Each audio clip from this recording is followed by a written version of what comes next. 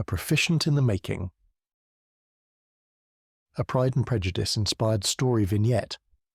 Written by Leenie Brown and narrated by Christopher. A cloned voice made available by the voice actor through the Elevenlabs library. Author's note. I am not sure which Lady Catherine this is. Does she match up with the one in my story Becoming Entangled? Or maybe it's the one from Her Heart's Choice? Or is she from For Peace of Mind? Or, perhaps, this is a brand new Lady Catherine. Whether or not she's from one of the stories I have written, where Anne ends up married or is said to be on her way to being married, I thought it might be fun to have her considering how she might become a proficient at something. Lady Catherine de Bourgh ran a hand along the top of the pianoforte and hummed a song from a long-ago memory.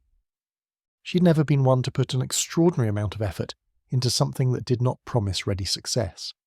Currently, she would like nothing better than to go back in time and scold herself most severely for having protested loudly enough to have been excused from her study of music.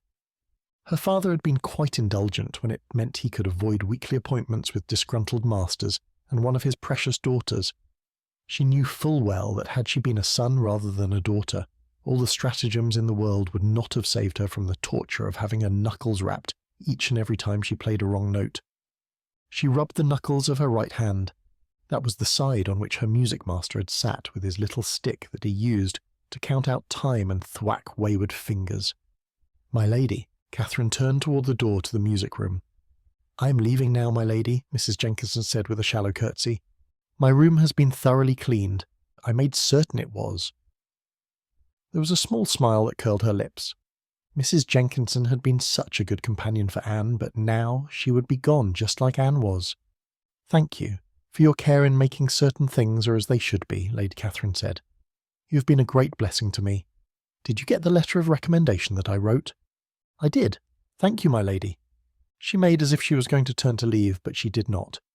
It is never too late to learn a new skill or improve a previous one, she said as she looked past Lady Catherine to the pianoforte. I fear that, contrary to what I've said, I do not have the aptitude to be a proficient any more than my daughter did. Your daughter was far better than dreadful. The skin next to Mrs. Jenkinson's eyes crinkled behind her glasses when she spoke. She was even better than average, but she did not love the activity as it needed to be loved. Her head tipped. I think you might find you love it more than she did and become enough of success to entertain yourself, and possibly others. Lady Catherine sighed as she shook her head. I appreciate your encouragement, but I never could quite get the counting and placing fingers properly to happen at the same time. I fear you did not have the correct instructor. I have seen your toes and fingers tap in time with many songs played on a spring evening when Miss Darcy was in residence. Lady Catherine chuckled. And that is why you have been in my employ for all these years. You do not back down from a challenge, and I know that I am a challenge. I really could not say, my lady, she replied with a restrained smile. That is also why you were able to keep your place for so long. My, but your tongue must have been sore on occasion when I was in one of my fits of nerves. Do not deny it. I know how I can be. And now she was all alone. Anne was married. Mrs. Jenkinson was moving on to another placement as soon as one could be found. She would be relegated to only be in company when she either went in search of it at a friend's house or hosted a party. That was not the same as having someone around all the time. It would be a rather dull life from now on. She sighed again. If I may be so bold as to offer a suggestion. You're not on my ledger any longer, Lady Catherine replied. Therefore, I see nothing to keep you from doing so. Save proper decorum, Mrs. Jenkinson said with a smile. Well, yes, there is that.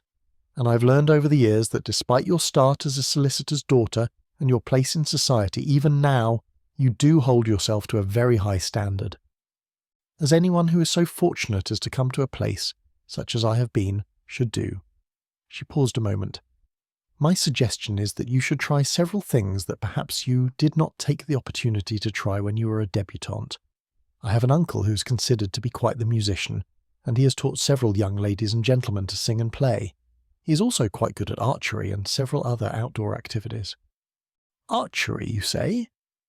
Lady Catherine had always wanted to learn that skill, but her mother had not permitted it, and her father had feared what the results of her learning such a thing might be. Yes, my lady.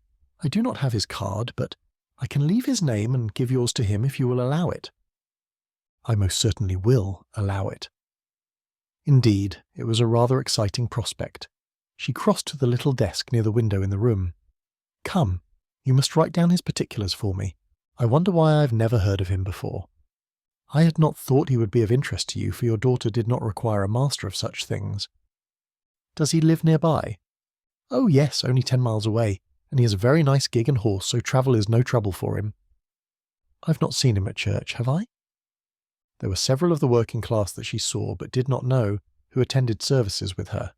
She really should see to it that she knew them all. There might be things they knew or could do that would be of use to her now that she was a single lady of means with no child for whom to care. "He does not attend church in Hunsford." Mrs. Jenkinson looked up from what she was writing. "There is another parish nearer to him where he offers his musical services each week." "Indeed, he must be quite skilled." Perhaps he could help her discover if she was doomed to being completely unmusical for all of her life or not. "He is. You will be very pleased to know him. Your association with him will only add to your own elevated position. I can assure you that while he is one of the kindest and most amiable men you will ever meet, he knows his place and how to perform it." She placed the pen back in its holder and straightened from how she had been bent over to write. "Mr. Simon Guilford. That did sound like a very good name." "Thank you, Mrs. Jenkinson. Please tell Mr. Guilford that I am anxious to have him call when you see him next. I am to go to his house tonight, so I will tell him all about you and how good you have been to me." She dipped another curtsy and then turned and walked very smartly and determinedly from the room, just as she had always done. Lady Catherine tapped the paper with Mr. Guilford's name on it. This would be a fine start to a new stage in life that was not dull. For how could life be boring when one was becoming a proficient at what? She glanced at the piano and then towards the window and the lawn, where an archery target could be placed. She was not sure what it was, but she was soon going to become a proficient at something. Thank you for listening to A Proficient in the Making. I hope you enjoyed it. If you did, please help other readers find it by liking this video and sharing it. And don't forget to subscribe to the channel and turn on notifications so you'll always know when I upload another video. The 2023 copyright for Tales from Pemberley and other sweet story vignettes in which A Proficient in the Making can be found is held by Leenie Brown, all rights reserved.